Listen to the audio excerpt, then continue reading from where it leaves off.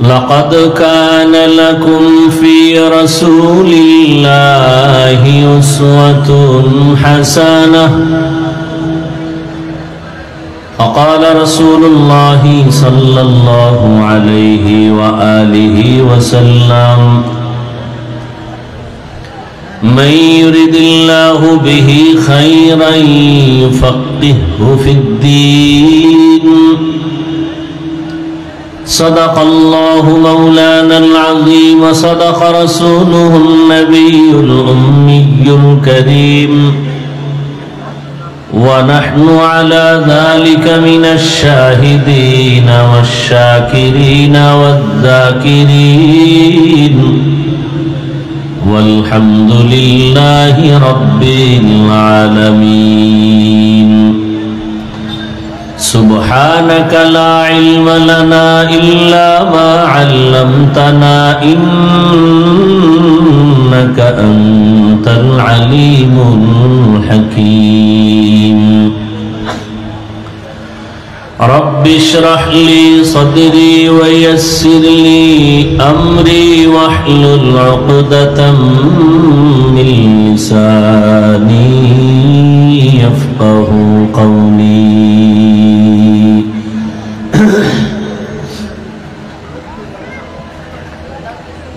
سورج نے دیا اپنی شعاعوں کو یہ پیغام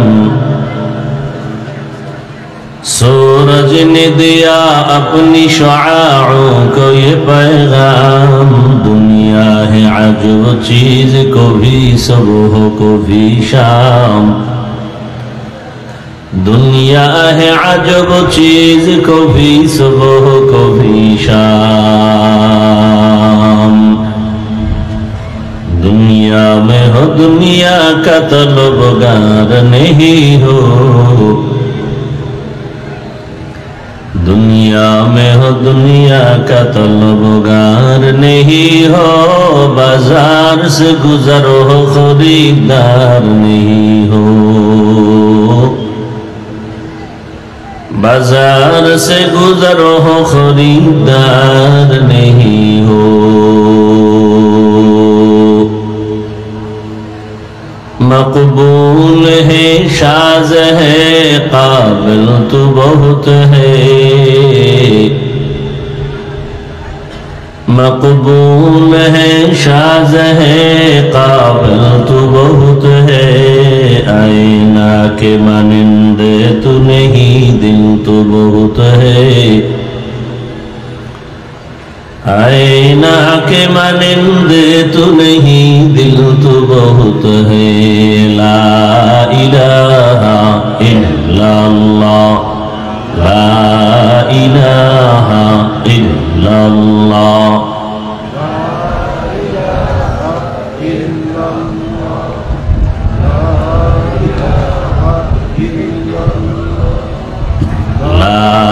إله إلا الله لا إله إلا الله لا إله إلا الله لا إله إلا الله لا إله إلا الله لا إله إلا الله لا إله إلا الله لا إله إلا الله لا إله إلا الله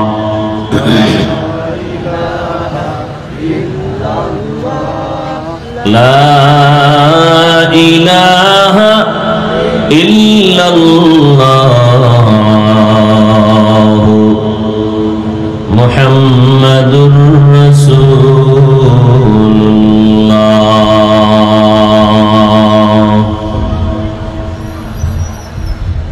اللہ পাকের প্রিয় বান্দা হযরত মুহাম্মদুর রাসূলুল্লাহ সাল্লাল্লাহু আলাইহি ওয়া আলিহি ওয়াসাল্লামের প্রিয় উম্মতগণ আল্লাহ পাকের দরবারে শুকর যে আল্লাহ আমাদেরকে সুস্থ রেখেছেন আলহামদুলিল্লাহ হাজারো লাখো মানুষের ভেতর থেকে পৃথিবীর শ্রেষ্ঠ মজলিস উলামায়ে আহলে হক, আশিকিন, জাকিরিন, শাকিরিনদের মজলিস, বরকতি মজলিসে আল্লাহ আমাদেরকে হাজির হওয়ার তৌফিক দান করেছেন। আর একবার শুকর আদায় করি আলহামদুলিল্লাহ। মুসলমানের একটি আওয়াজ বাতিল ভণ্ডদের জন্য একটি আতঙ্ক।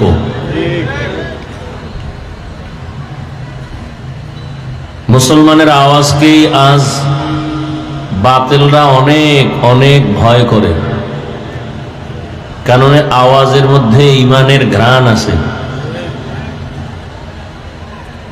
যে আওয়াজে ঈমানের ঘ্রাণ আছে ওই আওয়াজ বেঈমান সহ্য করতে পারে না। সবাই মোহাব্বতে আর একবার উচ্চ আওয়াজে বলি আলহামদুলিল্লাহ।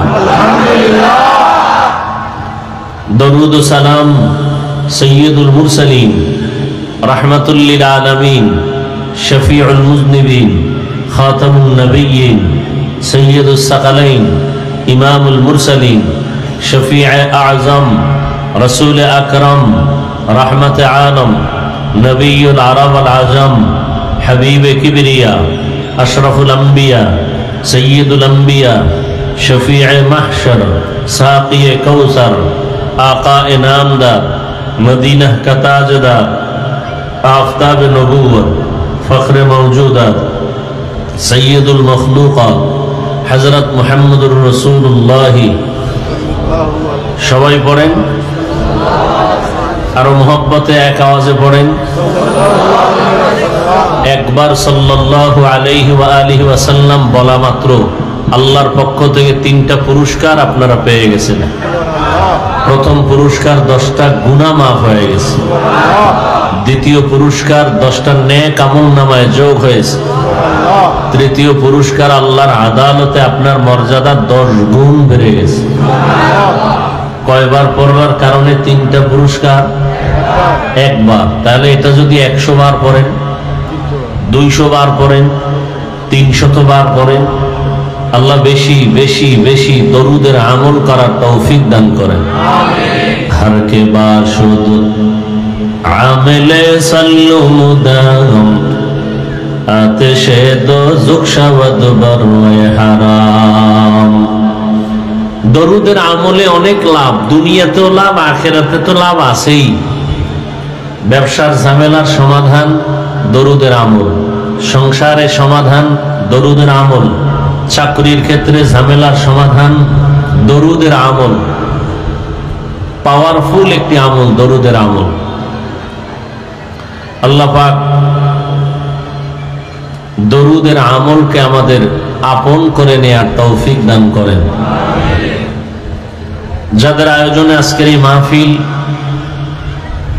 মদিনাতুল উলুম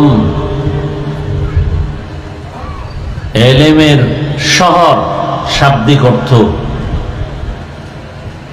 আর সেই ইলমের বরকতে আজকের এই আয়োজন। আজকে আমাকে এখানে আসা কয়েকবার এই মাদ্রাসা, কারণ যেই ফুলে মধু আছে ওখানে ভ্রমর যাবে, যেখানে ইলমের গন্ধ আছে সেখানে ইলম ওয়ালারা বা ইলম যারা নিতে চায় তারাই যাবে।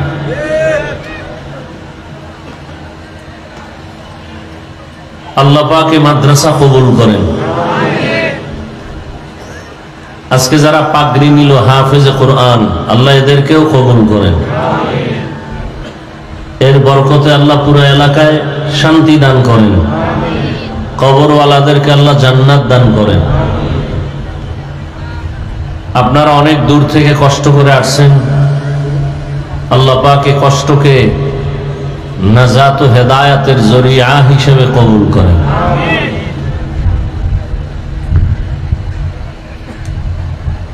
অন্তরে রসুলের মোহাব্বত আছে, আল্লাহর মোহাব্বত আছে, এজন্যই আপনারা এখানে আসছেন এবং এখানে বসছেন। আমি বিশ্বাস করি সত্য তো কথা কি? সবাই একটু স্বীকার করেন রসুলের মোহাব্বত আছে তো? যদি মোহাব্বত অবশ্যই আছে, তারপরে আমি চাই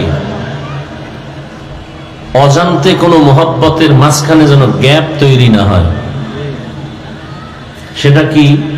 রসুলের সুন্নত, কোন মজলিসে যখন বসো মাঝখানে ফাঁকা রাখবা না, এটা রসুলের সুন্নত, ফাঁকা না রাখা। এতটুকু সুন্নতের মহব্বত যদি আপনাদের অন্তরে থাকে, শোনার পরেও যদি যে না নবীর মহব্বত অন্তরে রাখা দরকার, তারা দয়া করে ফাঁকা রাখবেন না। বলার দায়িত্ব আমার, মানবেন কিনা সে দায়িত্ব আপনার।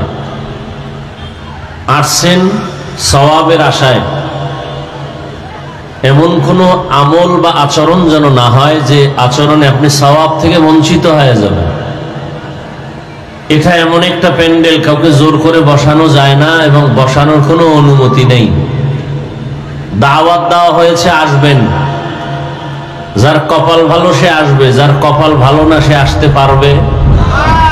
এখানে আসতেও কপাল লাগে, বসতেও কপাল লাগে, মোনাজাত দিয়া যাইতেও কপাল লাগে। সব কপালওয়ালারা এখানে আসতেও পারে না, আসার পরে বসতেও পারে না। আর কপাল যদি পুড়ে যায় তো আমি হাফিজুর রহমান কেন আর মক্কা মদিনার ইমাম কেন, রসুলের বয়ানোর কপাল খুলবে না। প্রোগ্রামের প্রচারণা চলতেছিল অনেক দিন ধরে, অনেকে শুনছেন, আসার নিয়ত করেছেন, আসতে পারেননি। জরুরি কারণে যদি আসতে নাও পারেন, আল্লাহ তাদেরকে সওয়াব দিয়ে দিবেন। আর একদল আল্লাহর বান্দারা আসছেন ঠিক, কিন্তু এই বেহেশতের বাগানে বসতে পারেননি, কারণ চাইলেই বসা যায় না, আল্লাহ যদি কবুল না করেন। আপনাদের এই অঞ্চলে অনেক টাকাওয়ালারা আছে, চাইলে বছরে 2-1 বার বাইতুল্লাহ হজ করে আসতে পারে, উমরা করে আসতে, কিন্তু বছর কেন যুগ যুগ হয়ে গেছে যেতে পারে না কেন? টাকা থাকলে বাইতুল্লাহ যাওয়া যায় না, আল্লাহ কবুল করতে হয়। তাহলে যারা আসতে পারে না তাদের চিন্তা ভিন্ন, কিন্তু তাদের জন্য দুঃখ যারা ওয়াজের নামে আসিয়া ওই বেহেশতের বাগানে বসতে পারে না। এরা দোকানপাটে ঘুরে আড্ডা দেয় আর কবিরা গুনাহ করে। কত নিকৃষ্ট কপাল যে বাড়ির থেকে ওয়াজের নাম নিয়ে এসেও বেহেশতের বাগানে আসতে পারে নাই, কত নিকৃষ্ট কপাল। দোয়া করি আল্লাহ তাদের হেদায়েতের দৌলত দান করেন।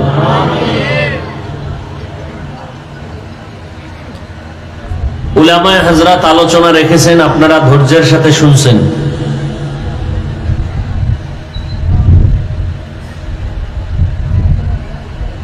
গোপনে গোপনে গোপনে কালেমার দাওয়াত চলতেছে, নামাজ পড়ে তাও গোপনে, পর্দার ভেতরে, চারদিকে দুশ্মন। মাত্র 39 জন মুসলমান রসুলের হাতে। কতজন? মাত্র 39 জন মুসলমান। গোপনে গোপনে নামাজ চলে, গোপনে গোপনে কিছু দাওয়াত চলে। ডাইনে বামে পাহারাদার রেডি করছে, কোনো দুশ্মন আসার আগে আমগো জানাইও। এই দাওয়াত কে দিতেছেন? আরে ভাই কথা বলেন না কেন? 39 জন মুসলমান মাত্র, গোপনে দাওয়াত চলতেছে। দাওয়াতের কাজ কে করতেছেন? স্বয়ং রসুল। যেই রসুলের শরীর মোবারকে মশামাছি পড়া হারাম, যেই রসুল আল্লাহর কাছে চাইলেই আল্লাহ জাগাত নগদ দিয়ে দিবেন, একটু চিন্তার বিষয়। সেই রসুল গোপনে গোপনে কালেমার কথা বলেন, দাওয়াত দেন। আবার বাইরে পাহারাদারও রেডি রাখছেন, তুমি বাইরে পাহারা দাও, কোনো দুশ্মন যেন এসে হামলা করার সুযোগ না পায়। 11 জন মাত্র মহিলা মুসলমান, আর পুরুষ কয়জন? 39 জন। স্বয়ং রসুলের হালাত যদি এমন হয় যে রসুলের চেহারা দেখলে বেঈমানের অন্তর কেঁপে উঠে, যে রসুলের জন্য সারা দুনিয়ার মখলুকত আশেক, সেই রসুলের অবস্থা যদি এমন হয়, আমরা তো হাজার শুকর আদায় করি যে আলহামদুলিল্লাহ বাদশার হালাতে আমরা এখনো দ্বীনের কথা বলতেছি। কথা ঠিক না? আমাদের কোনো পাহারাদার রাখার দরকার আছে? নেই।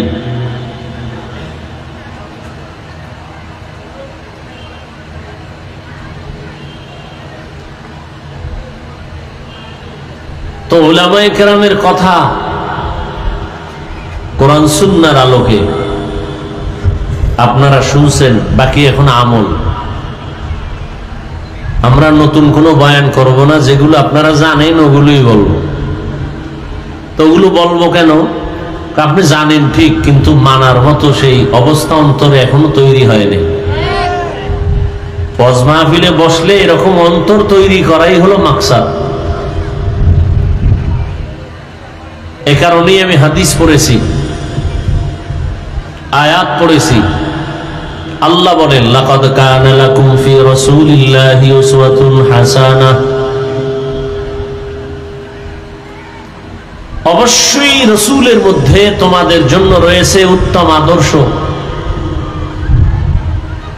কেমন উত্তম আদর্শ?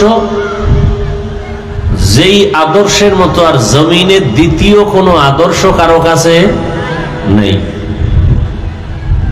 নবী যেমন শ্রেষ্ঠ, তার আদর্শ কি শ্রেষ্ঠ। হাদিস পড়েছি, আল্লাহর রাসূল বলেন, মান ইউরিদিল্লাহু বিহি খায়রান ইউফাক্কিহহু ফিদ্দীন। আল্লাহ পাক যাকে ইচ্ছা করেন ভালোবাসবেন, হেদায়েত দিবেন। কল্যাণ চান আল্লাহ যার, তাকে আল্লাহ পাক তাফাক্কুহ ফিদ্দীনের মাকাম দান করেন। আচ্ছা, আপনাদের পেটে কি বেশি ক্ষুধা লাগছে? হালকা পাতলা ক্ষুধা আছে, সেই ক্ষুধা কি বাদাম খাইলে যাবে? কেন এগুলো করেন ওয়াজের প্যান্ডেলে বসে? এই আকাম চলে, এই জন্য আর বরকত কমে যাইতেছে। বেশি বুঝেন তো, বেশি বুঝাই এই জাতির এই হালাত। বেশি বুঝার কারণে আলেমের কথা ভালো লাগে না, ইমামের কথা ভালো লাগে না, নিজের ভুল দেখে না, হুজুরের ভুলটা আগে ধরে ফেলে। ওয়াজের প্যান্ডেলে আপনি 2 ঘন্টা না খাইলে কি হবে? এতে বরকত থাকে না। এখন এই কথা আমি বুঝাবো কাকে? বুঝার মানুষ নেই, বুঝানোরও মানুষ নাই, বিরোধিতার মানুষ আছে। বুঝবে না, উল্টা বিরোধিতা করবে যে বাংলাদেশে উনি একজন হুজুর, আর কোন হুজুর নেই।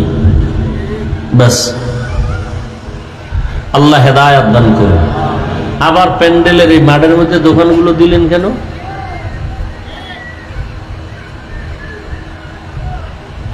কি বলবো?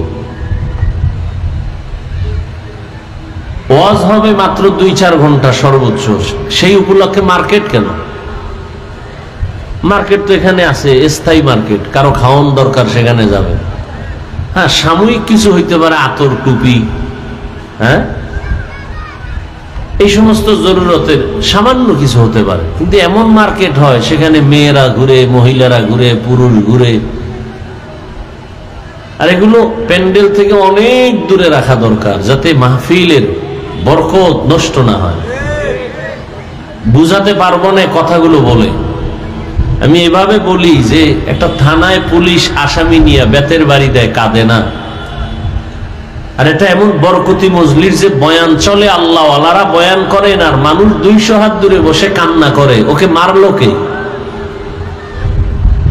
এতটুকু চিন্তা করবেন যে আসলে বরকতটা কি জিনিস। পুলিশে বেত দিয়ে মারতেছে, কাঁদে না, আর আল্লাহ ওয়ালার বয়ান চলতেছে, মাঠের পেছনে মানুষ কাঁদতেছে।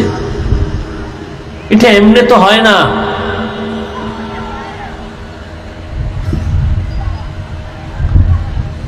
আল্লাহর রাসূল বলেন, আল্লাহ যাকে কল্যাণ দিবেন ইচ্ছা করেন, তাকে তাফাক্কুহ ফিদ্দীনের মাকাম দান করেন। তাফাক্কুহ ফিদ্দীন তার মানে হলো দ্বীনের সহি বুঝ পাওয়া।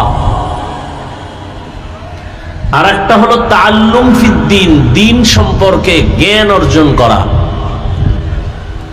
ইসলাম সম্পর্কে জ্ঞান অর্জন করা, ইসলাম সম্পর্কে জানা। আর একটা হলো ইসলাম সম্পর্কে পরিপূর্ণ নিজেকে তৈরি করা। এটা তাফাক্কুহ ফিদ্দীন, অর্থাৎ দ্বীনের সহি সমঝ, দ্বীনের বুঝ। আমাদের বয়ান হচ্ছে আপনারা যে কথা জানেন এগুলোই, তাহলে দ্বীনের কথা জানার তুলনায় আমাদের গুরুত্ব বেশি দ্বীনের বুঝ তৈরি করা। কারণ দ্বীনের বুঝ যখন এসে যাবে তখন জেনারেল লাইনের মানুষটাও আর দাড়ি কাটবে না, নামাজ ছাড়বে না।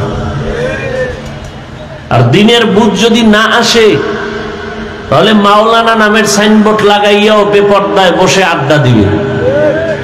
দ্বীনের বুঝ আসে নাই, দ্বীন সম্পর্কে অনেক জ্ঞান আছে, বুঝ নাই। যারে আমি আর মাওলা আমাকে দেখতেছেন, আল্লাহ আমাকে দেখতেছেন, আমি অন্তরে কি কল্পনা করতেছি, আমার আল্লাহর আদালতে আসামির কাঠগড়ায় দাঁড়াতে হবে, এই বুঝটা যখন অন্তরে ইস্তেহজার হবে তখন সে অন্যায়ের থেকে নিজেকে গুটায় নিবে। এটাকে বলে তাফাক্কুহ ফিদ্দীন। রাসূল বলেন, আল্লাহ যাকে কল্যাণ দেওয়ার ইচ্ছা করেন, ভালো চান, তাকে তাফাক্কুহ ফিদ্দীনের মাকাম দান করেন। এখানে আপনারা বসছেন, অনেকেই ফজর পড়েননি, আজ আসর পড়েন নাই, জোহর পড়েন নাই, মাগরিব পড়েন নাই, এশা পড়েন নাই, ওয়াজ শুনতে আসছেন। অথচ রাসূল বলেন, মুমিন আর বেঈমানের মাঝখানে প্রাচীর হলো নামাজ। বাইনাল আবদি ওয়া বাইনাল কুফরি তারকুস সালাহ। মুমিন নামাজ ছাড়ে না, বেঈমান নামাজ পড়ে না। তাহলে মুমিন আর বেঈমানের চিহ্ন নামাজ, অথচ নামাজ নাই। আফসুসও আসে না যে নামাজ পড়ি নেই, আফসুসও আসে না অন্তরে যে নামাজ পড়ি নাই বা পড়া প্রয়োজন। বরং কিছু কিছু কুলাঙ্গার এরা বলে নামাজ না পড়লে কি হবে, আমাদের ঈমান তাজা। কত বড় নির্লজ্জ হলে এই কথা বলতে পারে? এর একমাত্র কারণ কি, সে জানে নামাজ পড়া জরুরি কিন্তু পড়ে না কেন? তাফাক্কুহ ফিদ্দীন নাই, দ্বীনের বুঝ আসে নাই। বুঝ আসলে সে শীতের মধ্যেও দৌড়ায় যাবে মসজিদে নামাজ পড়ার জন্য। তাকে ঠান্ডা পোশাক তাকে আটকায় রাখতে পারবে না, ঘরে বৃষ্টি তাকে আটকায় রাখতে পারবে না, রৌদ্র তাকে আটকায় রাখতে পারবে না। সে দৌড়ায় যাবে নামাজ আদায় করার জন্য, কারণ সে বুঝছে আমি নামাজ পড়লেই আমার শরীর ভালো থাকবে, আমি নামাজ আদায় করলেই আমার কাছে ভালো লাগে, মানুষ আমাকে দোয়া করবে, আমার কবর জিয়ারত করবে, আমি মরে গেলে মানুষ জানাজায় আসবে। আরে লোকটা জেনারেল লাইনে থাকলে কি হবে, নামাজ ছাড়ে নাই। এই বুঝটা যখন আসছে সে আর নামাজ ছাড়ে না। আর এই বুঝ যখন আসে নাই তখন হুজুর হইয়াও নামাজ অনেক সময় ঠিক মতো আদায় করে না। এর নাম তাফাক্কুহ ফিদ্দীন। আল্লাহ আমাদের সবাইকে দ্বীনের সহি বুঝ দান করেন। ছোট্ট এক টুকরো আয়াত পড়েছি রাসূলের শান, লাকাদ কানা লাকুম ফি রাসূলিল্লাহি উসওয়াতুন হাসানাহ। তরজমাটা আমি বলে দিয়েছি, ব্যাখ্যায় ঢোকার আগে অল্প টাইম শুধু কিছু ভূমিকা আপনাদের সামনে পেশ করছি। পৃথিবীতে আল্লাহ মানুষ সৃষ্টি করার আগেই সিদ্ধান্ত নিয়েছেন স্থায়ী মানুষ হবে সৃষ্টির শ্রেষ্ঠ।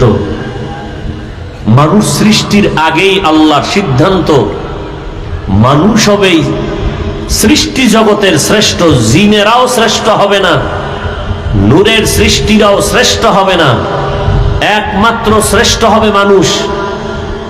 স্থায়ী সিদ্ধান্ত করেছেন মানুষ বানাবার আগেই। আল্লাহ সে সিদ্ধান্ত কোরআনে বলেই দিলেন, ওয়ালাকাদ কাররামনা বানি আদম ওয়া হামালনাহুম ফিল বাররি ওয়াল বাহরি ওয়া রাযাকনাহুম মিনাত তাইয়্যিবাত ওয়া ফাদ্দালনাহুম আলা কাসীরিম মিম্মান খালাকনা তাফদীলা। বনি আদম বড় দামি, বড় শ্রেষ্ঠ। আল্লাহ তাআলা বলেন, জমিনে চলার মতো রাস্তা খুলে দিলাম আমি আল্লাহ। সাপ চলে, ওর একটা আলাদা রাস্তা আছে, আছে না নাই? কুকুর হাঁটার রাস্তা আছে, বাঘ চলার রাস্তা আছে, মাছগুলো চলে ওদের রাস্তা আছে, মানুষ চলার রাস্তা হলো শ্রেষ্ঠ রাস্তা। এমন রাস্তা বাঘের জন্য নাই, এমন রাস্তাটা কোনো প্রাণীর জন্য নাই। আল্লাহ বলেন আমি তৈরি করে দিলাম জমিনে চলার জন্য উত্তম পথ। শুধু তাই না, পানির মধ্যে চলার মতো ব্যবস্থা করে দিলাম।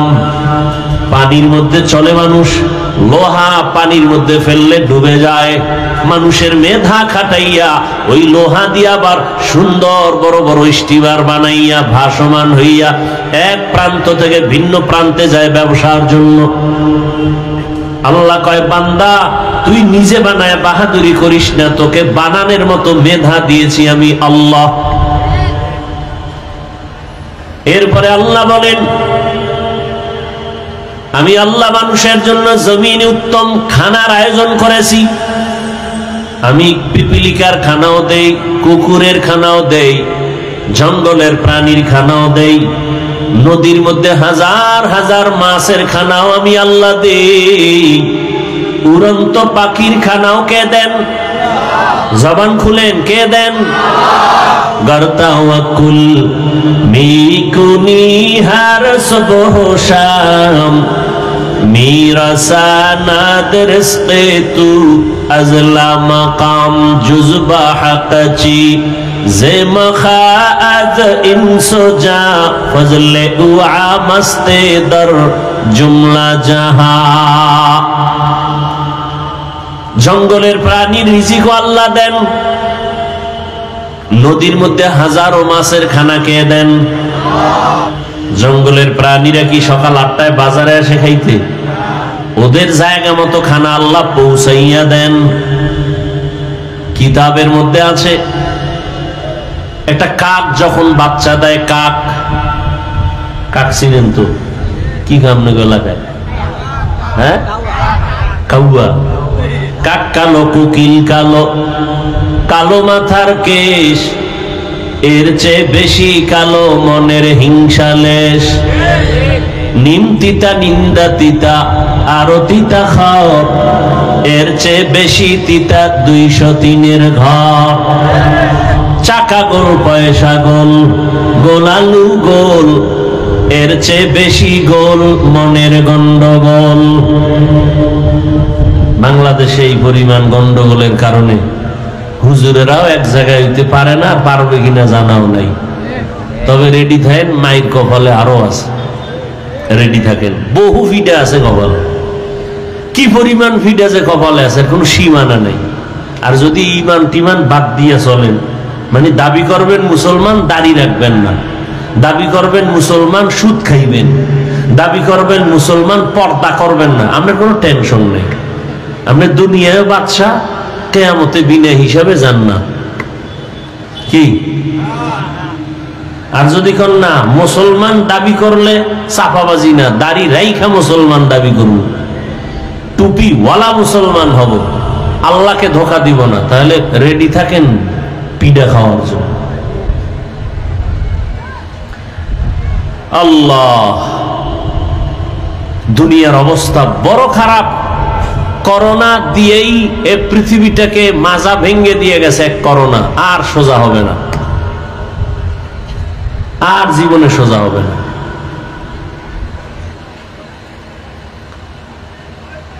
আল্লাহ সব ভাইকে হেদায়েত দান করুন।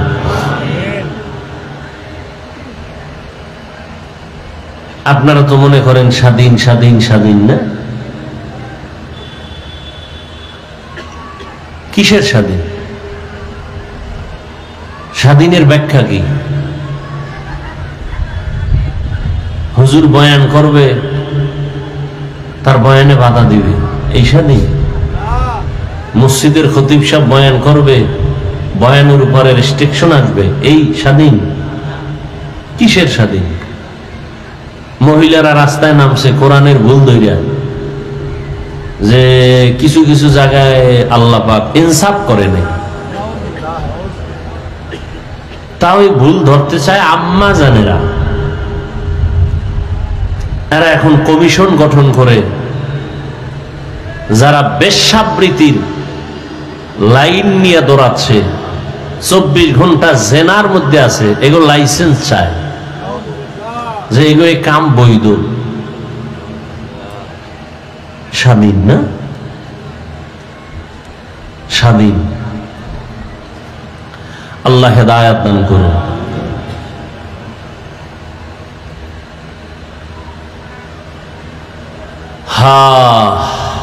আর আমাদের ওলামায়ে কেরাম যাও এক হবে, এই ফেসবুকের গোলামদের কারণে অনেকটাই কাছে আসাও আসতে পারে না।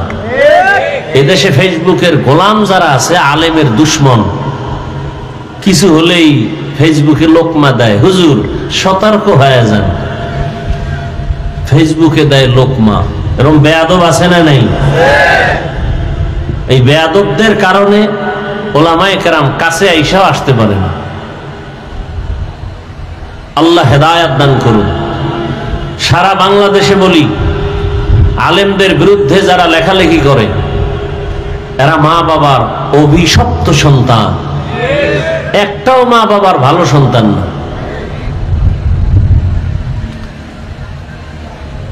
তো পৃথিবীতে মানুষ সৃষ্টির আগেই আল্লাহ মানুষকে সৃষ্টির শ্রেষ্ঠ মর্যাদা দিয়েছেন, যে আয়াত আমি আপনাদের শুনাইলাম। মানুষের জন্য উত্তম খানা কুকুরেও খায়, শুকরেও খায়, গরুয়েও খায়। মানুষের খানা কি এক? মানুষের যত খানা সব কাবারে আটকানো, যাতে ময়লা না লাগে। আপনি ভাত খাবেন, চালটা কাবার লাগায় দিছেন। আপনি রুটি খাবেন, গম কাবারে আটকানো। আপনি মাছ খাবেন, কাবার খুলে খাও। গোশত খাবেন, চামড়া দিয়ে আটকানো। চামড়াটাও খাইতে মনে চায়, পশম দিয়া কাবার লাগায় দিলেন। ফল খাবেন, কাবারে ঢুকানো। কিছু কিছু ফল আছে কাবার সহ খাওয়া যায়, যায় না? যেই কাবার গুলো সহ আপনি খেতে পারবেন, সে কাবার গুলো এতটাই সফট, এতটাই প্লেন যে বাইরের ময়লা আটকায় না। বাইরের ময়লা আটকায় না। আর যেটা আটকায় যায় ওইটার চামড়া সহ কাবার সহ খাওয়া যায় না। যেমন কলার ভিতরে ময়লা আটকায় বাহির থেকে, এজন্য এটা ফালায় খাও। আপেলের উপরের কাবারের উপরে ময়লা আটকাবে না, হালকা পানি দাও, ধুইয়া নাও, কাবার সহ খাও। আঙ্গুরের ময়লা আটকাবে না, কাবারটা সহই তুমি ধুইয়া খেয়ে ফেলো। তো মানুষের রিজিক এত প্রিয়। আল্লাহ তাআলা বলেন, মানুষ হবে সৃষ্টির শ্রেষ্ঠ। সিদ্ধান্ত মানুষ বানাবার আগেই, তো দুনিয়ায় পাঠাবার পর এদের শ্রেষ্ঠত্ব ধরে রাখার জন্য আমি আল্লাহ কিছু ব্যবস্থাও দিয়েছি, যেই ব্যবস্থাগুলো ধরে রাখলে ওর সম্মান ইজ্জত কখনো নষ্ট হবে না। এই ব্যবস্থার মধ্যে দুইটা ব্যবস্থা আল্লাহ দিলেন। এক ব্যবস্থা ব্যক্তি, দ্বিতীয় ব্যবস্থা কিতাব। ব্যক্তিদের মধ্যে শ্রেষ্ঠ ব্যক্তি রহমাতুল লিল আলামিন। কিতাবের মধ্যে শ্রেষ্ঠ কিতাব হলো কোরআনুল কারীম। শ্রেষ্ঠ ব্যক্তি রহমতের নবী আমার, তিনিও আসলেন মক্কা নগরীতে। কিতাবের মধ্যে শ্রেষ্ঠ কিতাব আল্লাহ এটাও দিলেন মক্কা নগরীতে। তবে ব্যবধান, আল্লাহ যে দুইটা ব্যবস্থা দিলেন, কিতাব আর ব্যক্তি, এই দুই ব্যবস্থা যারা মেনে চলবে তারা দুনিয়ায় বাদশাহ, আখিরাতেও বাদশাহ। এদের কোনো সম্মানও কখনো যাবে না, ঈমানও যাবে না। তবে এই দুই ব্যবস্থার মধ্যে পাওয়ার হলো ব্যক্তির পাওয়ার বেশি। এজন্য আল্লাহ ব্যক্তি জমিনে বেশি পাঠাইছেন, কিতাব কম পাঠাইছেন। নবীগণ, সিদ্দিকগণ, শহীদগণ, সালেহগণ, লক্ষ লক্ষ নবী রাসূল, লক্ষ লক্ষ সাহাবায়ে কেরাম। কিতাব হলো 104। আবার ব্যক্তি আগে পাঠাইছেন, কিতাব অনেক পরে পাঠাইছেন। আবার ব্যক্তি পাঠাইয়া কিতাবটা হাতে দেন নাই, বরং কিতাবটা বুঝার মতো যোগ্যতা আল্লাহ আগে ঢুকাইছেন, বুঝানোর মতো যোগ্য বানাইছেন, তারপরে কিতাব দিছেন। না হয় আমাকে এক প্রশ্নের জবাব আপনারা দেন, রহমতের নবীর মতো তো শ্রেষ্ঠ ব্যক্তি কেউ নাই। বলে কেমন শ্রেষ্ঠ? মেধার বেলায় শ্রেষ্ঠ, চেহারার বেলায় শ্রেষ্ঠ, গঠনের বেলায় শ্রেষ্ঠ, শারীরিক গঠন শক্তির বেলায় নবী শ্রেষ্ঠ। কেমন করে করে তুলনা নাই। সেই নবী আমাদের তো এখন এমন যুগ আসছে, 1-1.5-2 বছরের বাচ্চা অনেক চালাক। রহমতের নবী তো তুলনাহীন ব্যক্তি। সেই রসুলকে 40 বছর পরে কেন কোরআন দিলেন? দুনিয়ার মানুষকে জানায়া দিলেন, হে মানুষ, রহমতের নবী গোটা দুনিয়ার মানুষের আদর্শ মডেল। এমন আদর্শ রহমতের নবী তৈরি করলেন, কিয়ামত পর্যন্ত ওই প্রেসক্রিপশন দিয়া গোটা দুনিয়াটা চলবে, নতুন কোনো আদর্শের প্রয়োজন হবে না। তবে যারা চালাকি করে মুহাম্মদের প্রেসক্রিপশন বাদ দিয়া নতুন কোন ডাক্তারের প্রেসক্রিপশন নিবে, এদের মরার আগে ধ্বংস চলে আসবে, আসতেছে, চোখের সামনে দেখতেছি। একমাত্র কারণ লোকটার বাড়ি আছে, গাড়ি আছে, টাকা আছে, তারপরও কেন জুতার বাড়ি খায়? একমাত্র কারণ মদিনা ওয়ালার আদর্শ নাই। তুকু যাও সুন্নতে আহমদ কুজা বা মুহাম্মদ কাইবুদ নিসবতুরা মান আহাব্বা সুন্নতি কওলে রাসূল মজদায়ে কানা মাই হাম কুন কবুল। আর একটা লোকের বাড়ি নাই, গাড়ি নাই, টাকা নাই, কিন্তু লোকটাকে সবাই সম্মানের চেয়ার আগায় দেয়। কেন? কয় টাকার মালিক? বলে কোনো টাকা নাই। কয়তলা বিল্ডিং? কয় বাড়ি নাই। ঘরের ভেতরে গ্রাম্য ভাষায় বলে উন্দুর ভরে আর মরে। কাজ করলে চুলায় আগুন জ্বলে না, করলে চুলায় আগুন জ্বলে না। এমন বান্দাটারে কেন সবাই মাথায় নিয়ে সম্মান করে চেয়ার আগায় দেয়? এর কাছে টাকা নাই, পয়সা নাই, বাড়ি নাই, গাড়ি নাই, কিন্তু এর কাছে আছে মদিনাওয়ালা নবীর আদর্শ। এজন্য নবী 1000 বছর আগে চ্যালেঞ্জ দিয়া গেলেন, ক্বালা রাসূলুল্লাহ সাল্লাল্লাহু আলাইহি ওয়া আলিহি ওয়াসাল্লাম তারাকতু ফীকুম আমরাইন লান তাদিল্লু মা তামাসসাকতুম বিহিমা কিতাবাল্লাহি ওয়া সুন্নাত রাসূলি। নবী বলেন, 2 জিনিস রেখে গেলাম, আঁকড়াইয়া যারা ধরবে এদের ঈমানও যাবে না, এদের সম্মানও যাবে না। এক হলো আল্লাহর কিতাব কোরআন, আর একটা হলো রহমতের নবীর জীবনের আদর্শ সুন্নাত। নবীর আদর্শ কি? সুন্নাত। এই 2 জিনিস এখনো যাদের কাছে আছে তাদের সম্মানও আছে, ঈমানও আছে। এই 2 জিনিস যার কাছে যতটুকু নাই তার কাছে ততটুকু সম্মান নাই, ঈমানও নাই। ভাইরা আমার, রহমতের নবী মক্কা নগরীতে আসছেন, 2 ব্যবস্থা আল্লাহ দিয়া দিলেন নবী পাঠাইয়া। এরপরে আল্লাহ 40 বছরের পরে কোরআন অবতীর্ণ করা শুরু করলেন। কেমন জায়গা মক্কা? নবী যখন আসছেন তখন মক্কার জায়গা বড় দামি, কিন্তু মানুষগুলো সব থেকে বড় চরিত্রহীন, লম্পট, বড় খারাপ।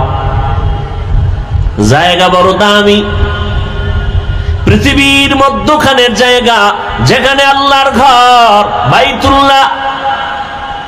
ইন্না আউওয়ালা বাইতি উযিআ লিন-নাসি লাল্লাযী বিবাক্কাতা মুবারাকান ওয়া হুদা মুবারাকান ওয়া হুদাল লিল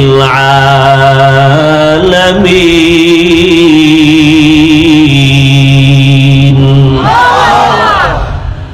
এমন একটা ঘর আল্লাহ বানাইলেন, পৃথিবী নামক গ্রহ আল্লাহ বানাইয়া প্রথম ঘর, এমন একটা ঘর আল্লাহ বানাইলেন যে ঘর হেদায়েতের ঘর, ইবাদতের ঘর, যেই ঘরের দিকে তাকাইলে সওয়াব, যেই ঘর শুধু দেখবে তাকায়া বাইতুল্লাহ সওয়াব, যেই ঘরের আঙ্গিনার মধ্যে বসে একবার যদি বলে আল্লাহ, 1,00,000 বার আল্লাহ বলার সওয়াব, যেই বাইতুল্লাহর এরিয়ার মধ্যে বসে যদি একবার কেউ বলে লাব্বাইক, 1,00,000 বার লাব্বাইক বলার সওয়াব, যেই এরিয়ার মধ্যে একটা সেজদা দিলে 1 লক্ষ সেজদার সওয়াব।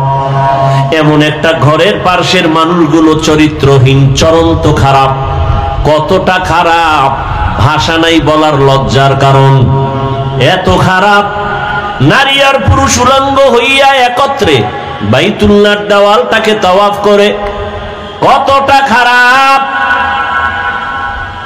অথচ মসজিদ দেখলে কোন হিন্দু মহিলাও যদি মসজিদের কিনারা দিয়া হেঁটে যায়, মাথার কাপড় টেনে দেয়, মসজিদ সম্মান করে। ওরা কত খারাপ যে বাইতুল্লাহর সামনের দেওয়ালটারে পুরা তাওয়াফ করে নারী পুরুষ একসাথে, আবার সব উলঙ্গ। কেন? এর কেনরও জবাব আছে। কেন করে? বলে ওরা অন্যায় করে, কাপড় না পাক, পোশাক না পাক, বাইতুল্লাহ পাক, এই জন্য নাপাক কাপড় নিয়ে বাইতুল্লাহর কাছে যায় না, সম্মান করে। আমগো দেশে কয় অতিভক্ত, এর নাম চোর। অতিভক্তের নাম চোর। ভাইরা আমার, শুধু তাই না, এরা কোন পশু জবাই করলে রক্তগুলো বাইতুল্লাহর দেওয়ালে মেখে দেয়, মনে করে এটা বরকত। তাহলে আমার জবাইটা কমপ্লিট, কবুল হয়ে গেছে। আল্লাহ আয়াত নাজিল করে বলেন, নবী জানায় দেন, লা ইয়ানালাল্লাহু লুহুমুহা ওয়ালা দিমাউহা ওয়ালাকিন ইয়ানালুহুত তাকওয়া মিনকুম। এই পাপিষ্টরা, তোদের রক্ত আর গোশত আমার কাছে দাম নাই, আমার কাছে একমাত্র দাম হলো তোর অন্তরের তাকওয়া, ভয়। কুরবানিটা দাও গোশত বেশি খাওয়ার জন্য নাকি আল্লাহকে খুশি করার জন্য? এটা আমি দেখার, এটাই তোর কোরবানির মূল। কত বড় গরু কোরবানি দিলা, কত কেজি গোশত হলো, আমি আল্লাহ এটা দেখি না, আমি দেখি তোমার অন্তরের মধ্যে আমি আল্লাহর ভয় আছে কিনা। হর কেদার খৌফে হকদার দিল মদম, জান্নাতুল মাওয়া দেহাত ওরা মাকাম। মক্কার মানুষ আর কত খারাপ, বলে ওরা নারীদের পছন্দ করে না। বিধবা নারী সমাজের বাইরে। আম্মা জানেরা মাসে যখন অসুস্থ হয় বিছানা আলাদা করে দেয়, ঘৃণা করে। কন্যা পছন্দ করে না। ছেলে হলে বাবা খুশি, বড় ঈদের আনন্দ করে। মেয়ে হলে বাবা দরজা লাগায়া ঘরের মধ্যে থাকে, বাইরে যায় না, লজ্জা। কন্যা হইছে এই ভয়, এই লজ্জা। রহমতের নবী আসছেন, এত খারাপ জায়গায় রহমতের নবীরে আল্লাহ পাঠাইলেন কেন? যেই জায়গার মানুষ এত খারাপ, ওই জায়গার মধ্যে এত দামি রহমতের নবীকে কেন পাঠাইলেন? বলে যত বড় রোগী তত বড় ডাক্তার, ঠিক নেই? ইমামুল আউয়ালিন আল আখিরিন বহরে সদকা রহমাতাল লিল আলামিন সাইয়্যিদুল কাউনাইন খাতমুল মুরসালিন আখির আমদ বুদে ফখরুল আউয়ালিন শুধু ওজুদাস রহমাতাল লিল আলামিন মসজিদে উশুদ হামারো ये জমিন। রোগী যত বড় ডাক্তারও তত বড়। রহমতের নবী কেমন ডাক্তার? বলে শ্রেষ্ঠ ডাক্তার। শ্রেষ্ঠ ডাক্তার কাকে বলে? কয় যেই ডাক্তারের ঔষধ দেওয়ার পরে আর কোন ডাক্তারের প্রয়োজন হয় না। রহমতের নবী এমন এক ডাক্তার, নবী আইসা এমন ঔষধ দিলেন যে ঔষধ সেবন করলে মানুষ দুনিয়াতেও লাভবান, আখিরাতেও লাভবান। অন্য কোন ডাক্তারের ঔষধ নেওয়ার প্রয়োজন হবে না। কিন্তু এই জমিনের মধ্যে রহমতের নবীর ঔষধ বাদ দিয়া যারা আব্রাহাম লিঙ্কনের ঔষধ গণতন্ত্রে কলিজায় ঢুকাইছে, ওরা জায়গায় জায়গায় জুতার বাড়ি খাইতেছে। আসতে বলেন কেন? আব্রাহাম লিঙ্কনের আদর্শ গণতন্ত্র রহমতের নবীরটা বাদ দিয়া নিচে কপাল পুড়ে গেছে। লেনিনের আদর্শ নিচে, নবীরটা বাদ দিয়া কপাল পুড়ে গেছে। কালমার্সের আদর্শ নিয়ে নবীরটা বাদ দিছে, কপাল ভরে গেছে। জমিনের মধ্যে নবীর আদর্শ বাদ দিয়া ভিন্ন কোন আদর্শ যারা গ্রহণ করেছে এরা মরার আগেই মরে গেছে, এদের ইজ্জত সম্মান সব নষ্ট হয়ে গেছে। আল্লাহর জাতের কসম, এ জমিনে একমাত্র রহমতের নবীর আদর্শ ছাড়া আর সুন্দর ভালো আদর্শ কারো মধ্যে নাই। রহমতের নবীর আদর্শ কত সুন্দর, কাউকে গালি দেওয়া যাবে না। কেউ যদি তোমাকে গালি দেয় জবাব দিও না, ধৈর্য ধারণ করো। নিজের হাতে বিচার নিও না, আসমানে ছেড়ে দাও।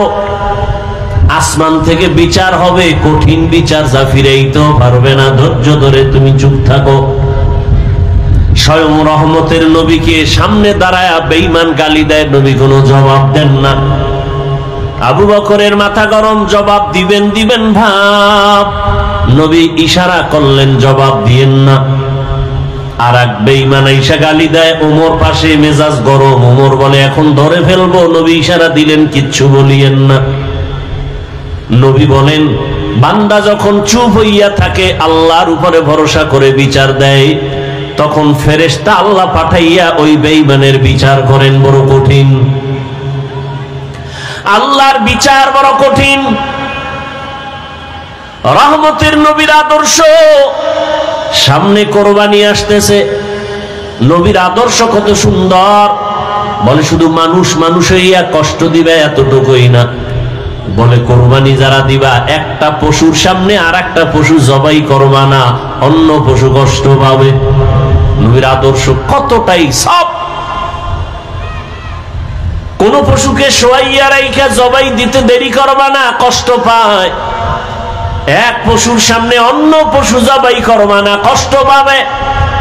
তাহলে একটা পশুর কষ্ট রহমতের নবী বরদাস্ত করতে পারেন না, সে জায়গায় মানুষ হইয়া মানুষের কষ্ট দিলে এটা কেমনে বরদাস্ত হবে? কিন্তু কপাল বড় খারাপ, এমন যুগে জমিনে জন্ম নিলাম, এমন সমাজে যে একটা কুকুর মারলে মানুষ কষ্ট পায়, কিন্তু মানুষ জবাই দিলে কষ্ট পায় না। কপাল বড় খারাপ। রহমতের নবীর আদর্শ এতটাই সুন্দর, জীবনে নবী একটা মিথ্যা কথা বলেন নাই, ঘোষণা দিলেন মিথ্যা বলবা না, হারাম। নবীও বলেন নাই, কাউকে বলার অনুমতিও দেন নাই। নবী কতটা সরল। মসজিদে নববীর মধ্যে বসে আছেন, শরীরের মধ্যে একটা জামা লাগানো, হঠাৎ একটা বাচ্চা ইসা ডাক দিছে দরজার সামনে, ইয়া রাসূলুল্লাহ, আমারে আম্মু পাঠাইছে। আম্মু কি চাও? আমার আম্মু একটা জামা চাইছে, কুর্তা। নবী বললেন আমার কাছে এক্সট্রা কুর্তা নাই, জামা নাই। বাচ্চা চলে গেল। কিছুক্ষণ পর আবার ঘুরে দিয়ে ঈশা বলেন, ও দয়ার নবী, আপনার শরীরের মধ্যে যেই জামাটা আছে আমার আম্মু সেই জামাটাই চেয়েছেন। রহমতের নবী কেমন দয়ার নবী, নিজের জামাটা খুইলা দিয়ে দিছেন, খালি বডি নিয়ে নবী বসে আছেন। আপনি দিবেন? এই নিজের খানা অন্যকে দিবেন, এই মানুষ তো জমিনে নাই। নিজের গায়েরটা খুলে দিবে এমন কেউ নাই। রহমতের নবী নিজের গায়ের জামাটা খুলে দিলেন, খালি গায়ে বসা। হযরত বেলাল আসছেন আজান দেওয়ার জন্য, নজর পড়ে গেল রাসূলের দিকে, শরীরে পোশাক নাই, নবীর গায়ে জামা নাই। বেলাল লজ্জায় অন্য দিকে চলে গেলেন। জিব্রাইল এসে হাজির, আয়াত দিয়া দিলেন, ও নবীকে জানায় দাও, জিব্রাইল জানায় দাও, নবী যেন এত বেশি দান করে না যাতে লজ্জা পেতে হয়, আবার এত বেশি হাতটাকে যেন মুষ্টিবদ্ধ করে রাখে না যাতে বদনাম হয়। সূরা বনী ইসরাঈলে আয়াত দিয়ে আল্লাহ পাঠায়া দিলেন। রহমতের নবী কতটা আদর্শওয়ালা নবী আমার। রহমতের নবীর আদর্শ দেখে মক্কার সব বেঈমান পাগল হয়ে গেল। এর মতো ভালো একটা সন্তান নাই। দীর্ঘ 40টা বছর নবীজির আদর্শ দেখা সব কুফর, সব কাফের, সব মুশরিক মূর্তি পূজা করে। নবী কি এগো বলছে সি সি কাছে আসবা না? বলছে? কথা বলেন না কেন? আপনি কি করেন? আপনি তো মুশরিক তো দূরের কথা, কাফের তো পরে, খালি মাঝে মাঝে নামাজ ছাড়ে। এর দিকে আপনি কেন দূর দূর দূর, তুই বেনামাজি আসবি না কাছে। আমনের নামাজ কবুল হইছে গ্যারান্টি কি? এত মাস্তানি ভাব কেন? রহমতের নবী মুশরিকের বুকে লাগায়, কাফেরের নবী আলিঙ্গন করেন, আর তুমি মুমিন মুসলমান হইয়া আর এক মুসলমানের সালাম পর্যন্ত দাও না। সাথে আঘাত লাগছে, সালাম দেয় না। আছে না নাই? তোমার দোকানের পাশে আর একটা দোকান, তুমি মুদি দোকানদার, তোমার পাশে আর একজন এসে দোকান দিল, কেন সালাম নাই, কালাম নাই, দোয়ায় নুস পরে ও যেন তাড়াতাড়ি মরে। ঠিক নি? জিন্দেগি মে বন্দেগি তু করনা হে, जिंदगी में बंदगी तू करना है, जिंदगी बे बंदगी शर्मिंदा है, जिंदगी बे बंदगी शर्मिंदा है। यहाँ हम सब मुसाफिर दिल ना लगा, अहले दिल की नजर से रूह करता जा, शाह दौलत सब फकीर गर नेक ने है, शाह दौलत सब फकीर गर नेक ने है, जिंदगी में बंदगी तू करना है, जिंदगी बे बंदगी शर्मिंदा है, जिंदगी बे बंदगी शर्मिंदा है। দেখেন না তাকাইয়া কত হিংসা। মসজিদের এক ইমাম সাহেব নতুন মসজিদে আসছে, মুসল্লি বেড়ে গেছে, আর একজনের কাছে বড় কষ্ট লাগে, অত মুসল্লি কেন? ঠিক নেই? এক দোকানে কাস্টমার বেশি, অন্য দোকানওয়ালার মনে কষ্ট, ওখানে কাস্টমার এত বেশি কেন? ওরে আল্লাহর বান্দা, মুসলমান হইয়া মুসলমানকে সহ্য করতে পারে না এমন আদর্শ আপনার আমার। যদি সহ্য করতে পারতেন, ফেসবুকটা খুইলা বেঈমানের বিরুদ্ধে কথা বলা হতো। মুসলমান হইয়া মুসলমানের বিরুদ্ধে কোনোদিন কেউ কথা লিখতে পারত না। কিন্তু কপাল কত খারাপ এই জাতির, শুধু মুসলমানের বিরুদ্ধেই লেখে না, এই জাতি যাদেরকে দেখা জান্নাতের পথ পাবে ওই উলামায়ে কেরামদের নাম নিয়ে নিয়ে ফেসবুকে লেখা। এমন কিছু কুলাঙ্গার বেয়াদবেরা তারা সতর্কবাণী দেয়, হুজুর আপনি সতর্ক হইয়া যান, আমার লেখা এজন্যই দিলাম, সতর্ক করলাম। ওরে তোর মতো বেয়াদবের অধিকার নাই একজন আলেমের ভুল ধরবি। আলেমের লোকমা দেওয়ার জন্য আলেম আছে, আলেম ছাড়া আলেমের লোকমা দেওয়া এটা লোকমা নয়, বড় গাদ্দারি আর বেয়াদবি। মেরা এজাজু করদন বেহিসাব, মেরা এজাজু করদন বেহিসাব, খলকে দাদান জওয়াবে বাসওয়াব, হক না দারদ দুস্তে খলকা জারেরা, নিস্তে ই খসলত একে দিনদারেরা। রহমতের নবী মুশরিকরে বুকে লাগায়। দীর্ঘ 40 বছর নবী কোনদিন কাউকে বলে নাই নামাজ পড়ো, জিকির করো, তেলাওয়াত করো, কোনো দাওয়াত নাই, শুধু হাসি মুখে ব্যবহার।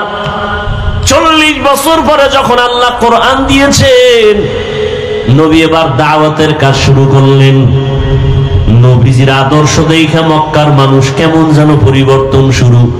এত খারাপ, এত খারাপ, এত খারাপ সেই মানুষ এত ভালো, এত ভালো, কিয়ামত পর্যন্ত তাদের স্বর্ণাক্ষরে নাম লেখা।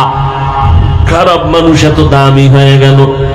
আল্লাহ পাক জিব্রাইলের দিয়া লিস্টি পাঠায় দিয়া কয় নবীরে জানাও, এই লিস্টিতে যাদের নাম আছে ওই সমস্ত নবীর ছাত্র সাহাবা, এরা বিনা হিসাবে জান্নাতি।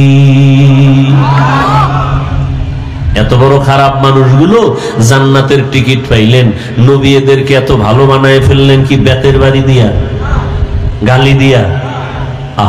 নবীর ব্যবহার কত সুন্দর, নবীর আদর্শ কত সুন্দর। সেই আদর্শ লালন করলেন সাহাবায়ে কেরাম, তাদের আদর্শ কতই না সুন্দর। রহম দিলওয়ালা নবী আমার, সারা দুনিয়ার মধ্যে অদ্বিতীয় আমার নবী। সেই নবীর যৌবনের বয়স 25 বছর, কিন্তু ওই সময় নবীর তো পৃথিবীর এক শ্রেষ্ঠ রমণী দরকার, সুন্দরী রূপসী এক মেয়ে দরকার, কুমারী। কিন্তু আল্লাহ পাক মক্কার মানুষের সব চরিত্র ঠিক করার জন্য নবীরে পাঠাইয়া দেখাইলেন। নবী ওই বয়সে একজন মেয়েকে বিয়ে করলেন, এক নারী, তাও 2 জন স্বামী বিদায়ের পরে। রহমতের নবী 2 সন্তানের মা, জননী। ওদিকে আবার বয়সেরও কোনো মিল নাই। রহমতের নবীর বয়স 25, আম্মা জানের বয়স কত? এতটা দেখার পরও যে বেঈমান, যে পশু, যে কুলাঙ্গারের বাচ্চারা বলে মুহাম্মদ যৌবনের তাড়নায় পরে অনেক বিয়া করেছে, ওরে পিটাইয়া এরপরে ওকে কুকুরের নাস্তা বানাইলো, এর জাল শোধ হয় না। তুকু যাও সুন্নতে আহমদ কো যা, মা মুহাম্মদ কে বুয়াদ নিসবত তোরা। 40 বছরের রমণী রহমতের নবীর বয়স 25। ও পর্দার আড়ালের শিক্ষিতা আম্মা জানেরা, আজ আপনার মতো কত মা ঢাকার শহরে স্লোগান দেয় ইসলাম নাকি নারীর অধিকার দেয় নাই, সম্মান দেয় নাই। আবার এদের সাথে কিছু নাস্তিক কুলাঙ্গার চরিত্রহীনেরাও তাল মিলায়। আল্লাহর জাতের কসম, হিন্দুদের ধর্মের কিতাব খুলো, নারীর উপরে জুলুম। ইহুদি ধর্মের কিতাব খুলো, নারীর উপরে জুলুম। খ্রিস্টান ধর্মের কিতাব খুলো, নারীর উপরে জুলুম। একমাত্র নারীর ইনসাফ আর এহসান করেছে, তার নাম হলো ইসলাম। ইসলাম ছাড়া নারীর অধিকার কেউ দেয় না। এরে আম্মা জানেরা, এটা বুঝার মতো মেধা কই? রহমতের নবী বুঝাই দিলেন আমি এত বড় পাওয়ার ওয়ালা মুহাম্মদ। আমার শারীরিক শক্তি অতুলনীয়, জৈবিক শক্তি অতুলনীয়, মানবিক শক্তি অতুলনীয়। আমার 25 বছর বয়সে আমি 40 বছরের এক রমণীকে বিবাহ করেছি। তাও আবার 2 স্বামী বিদায় হলে 3য় স্বামী আমি। তাও আবার নিঃসন্তান না, 2 সন্তানের জননী। আবার তার গর্ভ থেকে আল্লাহ আমাকে 4টা কন্যা দান করেছেন। খাদিজাতুল কুবরার গর্ভ থেকে 4 কন্যা। নবী বলেন আমার একটা ছেলেও নাই, আমি 4 কন্যার বাবা। রহমতের নবী বলেন, ও দুনিয়ার বেঈমান মক্কার মুশরিক, তোরা কন্যা পছন্দ করো না। কন্যা হলে বাবা কষ্ট পায়, বউরে গালি দেয়। 1500 বছর পরেও এমন কিছু কুলাঙ্গার আমগো সমাজে এখনো আছে। ছেলে হলে খুশি হয়, মেয়ে হলে কষ্ট পায়। কথা বলেন না কেন? নাই, বউরে গালি দেয়। সব মাইয়া কেন? তুই বউ দিছে, এই দোষ বউয়ের? যদি তুমি দোষ খুঁজতে চাও তো দোষ তো তোমার। এখানে তো বউয়ের দোষ না, দোষ তো তোমার। তোমার রেখে দেওয়া আমানত স্ত্রী বহন করে, তাকে পুরস্কার দাও। আল্লাহ কয় কারো দোষ না, সব কুদরত কার? লিল্লাহি মুলকুস সামাওয়াতি ওয়াল আরদ ইয়াহাবু লিমান ইয়াশাউ ইনাসাও ওয়া ইয়াহাবু লিমান ইয়াশাউ যুকুর আও ইউযাওবিজুহুম যুকরানা ওয়া ইনাসা وَيَجْعَلُ مَن يَشَاءُ عَقِيمًا إِنَّهُ عَلِيمٌ قدير।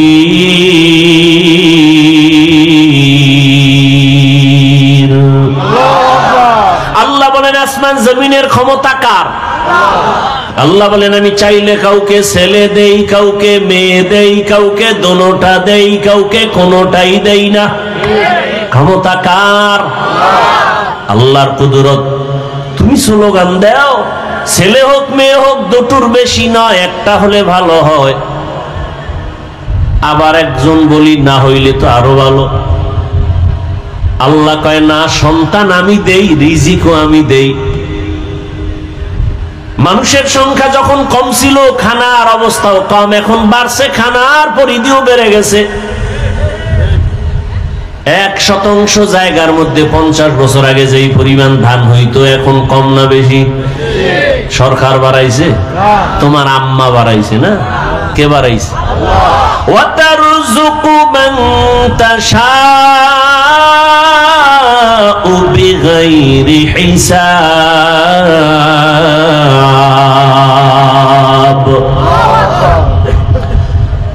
আগে 10টা পেয়ারা খাইলো টের পাওয়া যায় না, এখন এত বড় বড় পেয়ারা একজনে একটা খেতে পারি না। কে বানাইছেন?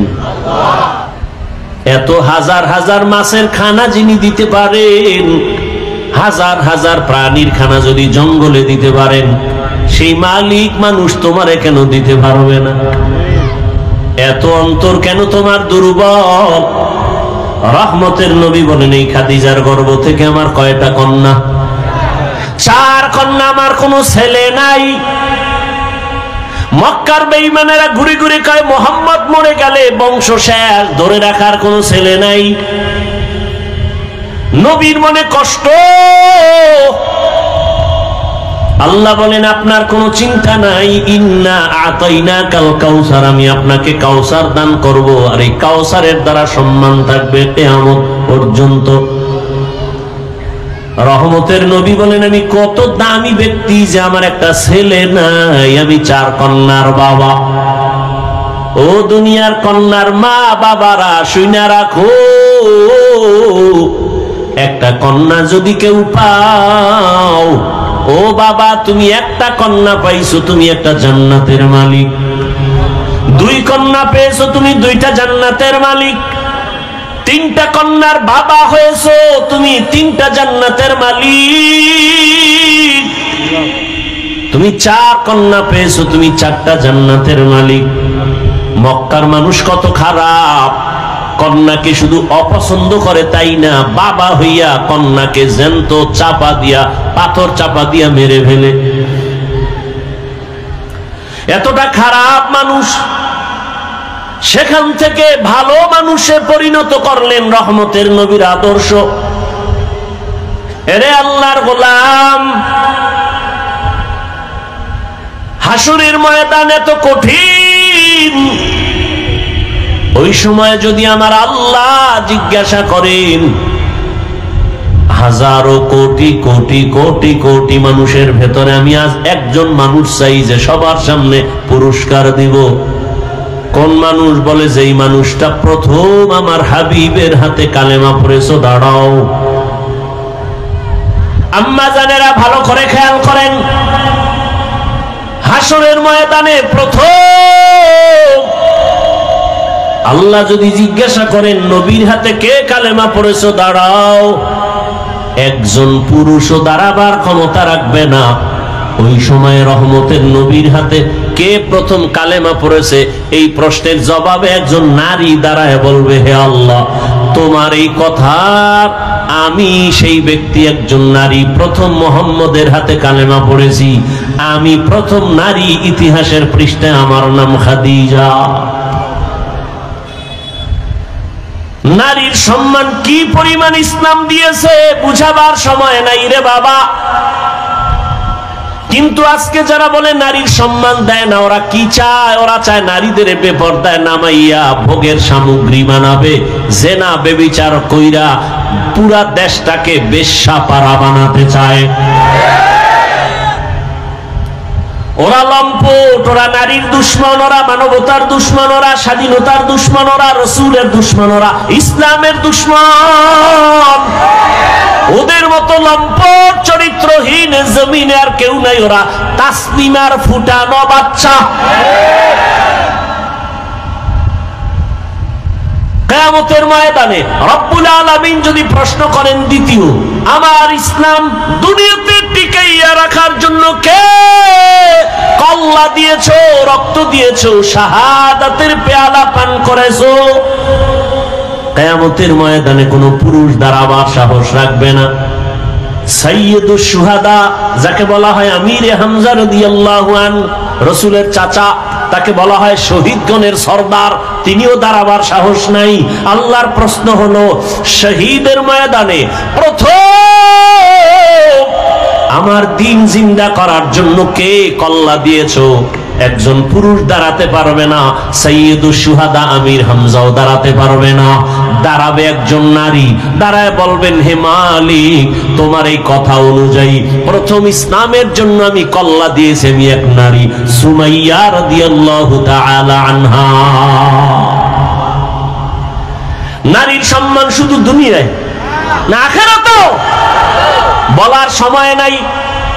কিয়ামতের কঠিন মুসিবতের সময় সূর্যের গরমে মাথার মগজগুলো ভাতের মারের মতো ফুটবে, নবীরা পর্যন্ত কান্নায় বেহুশ। আদম নবী কাঁদবেন, আল্লাহ আমাকে বাঁচাও। মুসা নবী কাঁদবেন নিজের চিন্তায়, উম্মতের কথা মনেও থাকবে না।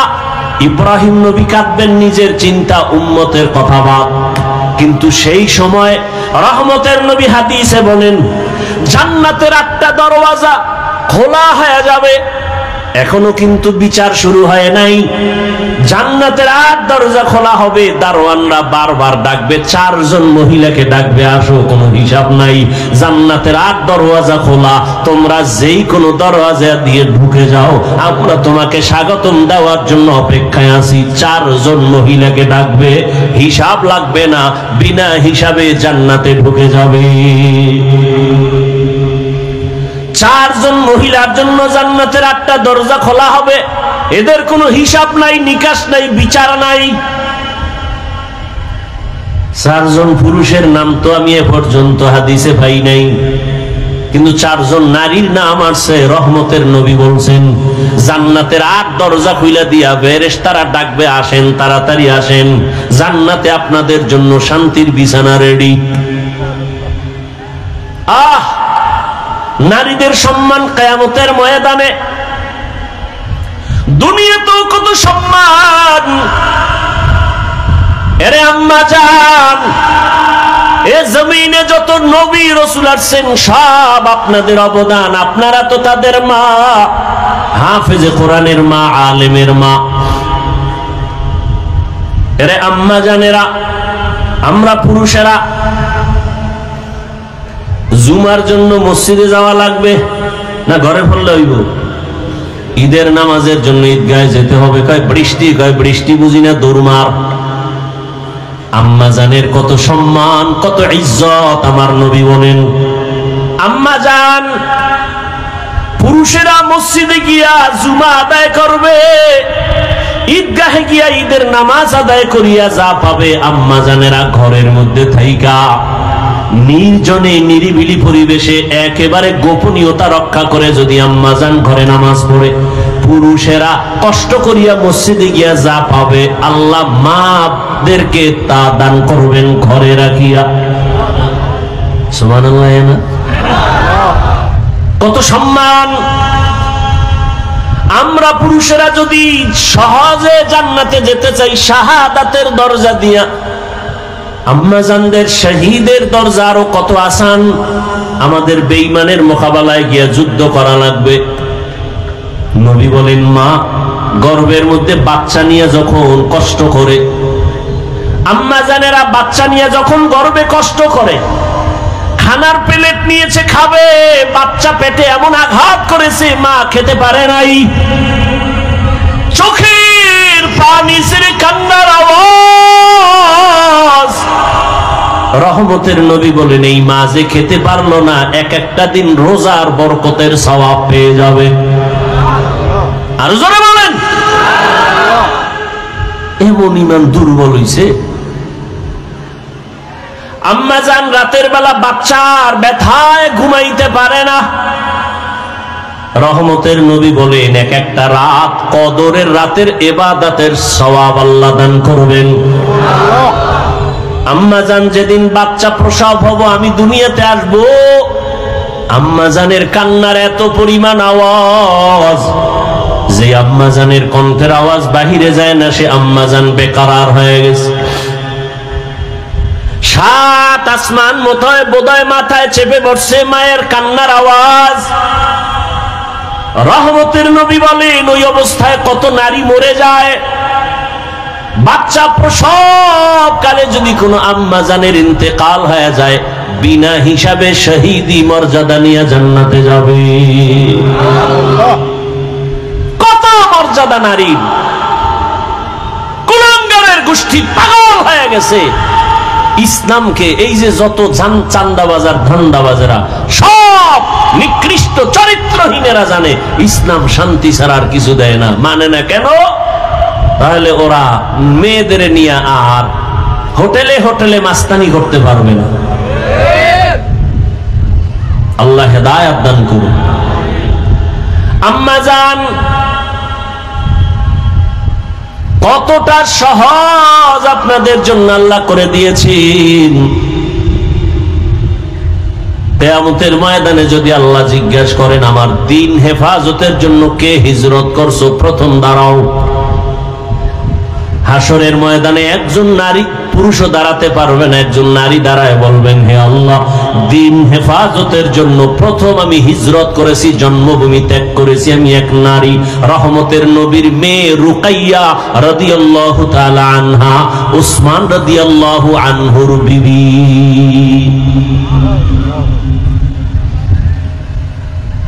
রহমতের নবীর আদর্শ। এরে আম্মাজান এ দুনিয়াতে শুধু দ্বীনের লাইনে না, দুনিয়ার লাইনে যত ভালো ভালো সন্তান আছে মায়ের অবদানের কারণে। খাজা মঈনুদ্দিনের ঘটনা আমি প্রায় সময় বলি, আপনারা জানেন। খাজা মঈনুদ্দিন চিশতি রাহমাতুল্লাহ আলাইহি মদিনাতুল মুনাওয়ারা থেকে আসেন ভারতে কালেমার দাওয়াত দিতে। লক্ষ লক্ষ বিধর্মী খাজা মঈনুদ্দিনের হাতে কালেমা পড়ে মুসলমান হয়েছেন। মঈনুদ্দিনের দিলটা বড় খুশি। আম্মাজান বলেন ও মঈনুদ্দিন এত আনন্দিত কেন? বলে লক্ষ লক্ষ বিধর্মী কালেমা পড়েছে, অনেক আনন্দ। মা কয় তোমার আনন্দ করার কিছুই নাই, সব আমি মায়ের অবদান। খাজা মঈনুদ্দিন চিশতি আজমিরি রহমাতুল্লাহ আলাইহি বলেন আম্মাজান আপনার অবদান কি? মা চোখের পানি ছেড়ে বলে ও বাবা মঈনুদ্দিন তুই আমার গর্ভে যখন আসছো আমি এক রাতও ঘুমাই নাই। আমি সেজদায় পড়ে আমি মালিকের দরবারে কান্না করে দোয়া করেছি, ও দয়ার মালিক আমার গর্ভের সন্তান তোমার ওলি হিসাবে দুনিয়ায় পাঠাইও।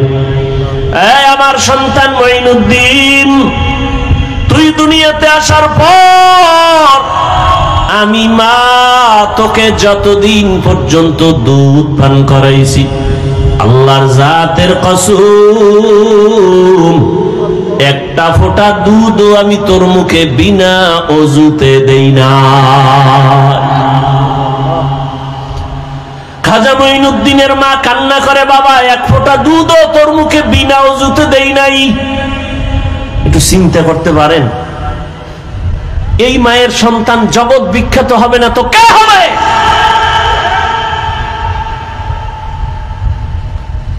কে হবে এর সন্তান? জগৎ বিখ্যাত হবে না তো কে হবে?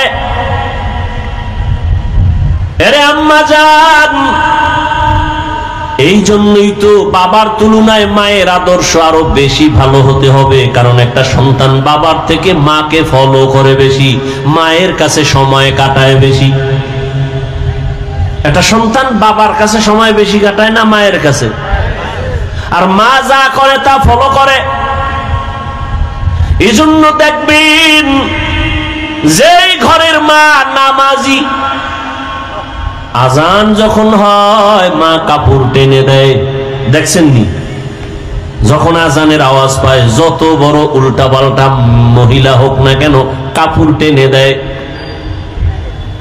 পাশে একটা বাচ্চা, ও দেখে দেখে শিখতেছে। একদিন কাপড় টান দিছে, মা কয় গুনা গুনা টানিস না, গুনা। বাচ্চা তো গুনা বুঝে না। হঠাৎ একদিন আজান চলতেছে, মায়ের কাপড় উঠাইতে মনে নাই, বাচ্চা কাপড় টেনে দেয়, এখন আর মা উঠায় না। আম্মু গুনা গুনা গুনা, ঠিক নেই? আম্মা জান নামাজ পড়ে, দেখবেন বাচ্চাটাও গুলো শিখে। মা আজান হওয়া মাত্র চলে গেলেন অজুখানায় অজু করার জন্য, দেখবেন বাচ্চাও চলে গেছে মায়ের কাছাকাছি। মা সুন্দর করে অজু বানাইলেন, বাচ্চাটাও মাকে দেখে দেখে অজু করতে গিয়ে আধা গোসল করে ফেলছে। মা যখন যায় নামাজ বিছাইয়া নামাজে দাঁড়ায় গেছে, বাচ্চাটাও মায়ের পাশে দাঁড়ায় গেছে। মা হাত বুকে বাইদা আলহামদু সূরা পড়তেছেন, বাচ্চাটাও বুকে হাত বাঁধছে। মা ঠোঁট নাড়ায় নাড়ায় তেলাওয়াত করেন। বাচ্চা তো বুঝে না মা কি পড়ে, মা তেলাওয়াত করেন, কিন্তু বাচ্চাটা না বুঝা শুধু ঠোঁট নাড়ায় ঠোঁট নাড়ায়। মা যখন রুকুর মধ্যে যায়, বাচ্চাটাও রুকুর মধ্যে যায়। মা যখন সেজদায় যায়, বাচ্চাটাও সেজদায় চলে যায়। মা কপালার নাক ঠেকাইয়া সেজদা করে, বাচ্চাটা গাল মাটিতে লাগায় মায়ের চেহারার দিকে তাকায়। তাকায় দেখে মা ঠোঁট নাড়ায়, বাচ্চাটাও ঠোঁট নাড়ায়। আমার মালিকের কুদরতি অন্তরে মায়ার জোশ। আল্লাহ ডেকে বলেন, ফেরেশতা তাকায় দেখ ওই বাচ্চাটা ঠোঁট নাড়ায় কেন? বলে ওর মা ঠোঁট নাড়ায়। বলে ওর মা কি বলে? বলে ওর মা বলে সুবহানা রাব্বিয়াল আলা। আল্লাহ বলে লেখ, এই বাচ্চাও বলে সুবহানা রাব্বিয়াল আলা। এই বাচ্চার তো আমল নামা নাই, সওয়াবগুলো মায়ের আমল নামায় উঠাইয়া দাও।